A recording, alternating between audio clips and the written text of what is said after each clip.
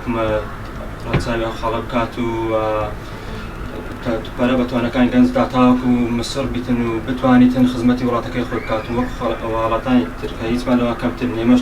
توانامان هەیە بەس ئەوان پشتگیری دەکەین پشتگیری ناکەین. پێم وایە گرنگی زۆر بدرێ بە بەرهەمی ناوخۆیی و جوتیارەکان و ئەکەوێتە سەر حکوومەتیش دەبێت حکوومەت هاوکاری تەواوی ئەو جوتیارە بە ڕێزانە بکات کە لە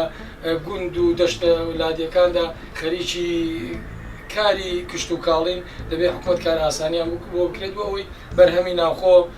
زیاد کات و خۆشمان لەو بەرەوەمە ناوخۆیانە بەکاربێنین و لیان بخۆین وام پێ باشە بەڕاستی.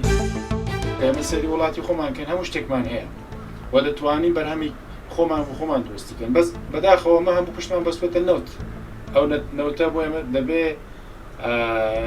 10 ساڵتر 100 ساڵتر خلاص دەبێ نامێنێ وایەن جا فکرەی منەوەیە ئێمە داوامم یعنی ئەوەیە وەکو حکوومەت پشتگیری کە لەوەی کە دەهەوێت بەرهەمێک دروستکە لە کوردستان لە هەر بوارێکەوە بێت چە میکانیکی بێت کارەبا بێت جلوبەرگ بێت هەرێم یارمەتی بدا حکوومەت یارمەتی بدا حکوومەتی هەرێم کە ئەوی شە بتوانن بەڕێوە ببین و بتوانین بە نەتیجەیەکی قاز بگات کە کوتەنی معامەلی خۆمان خەڵکی ئێمە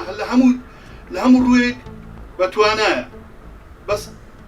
ئەگەر ئاسانکاری بۆ بکەیت بە هەموو شێوێک ئاسانکاریە بەس ئاسانکاری خەڵکی ئێمە بەتوانایە ئەوێ ئیش بکات.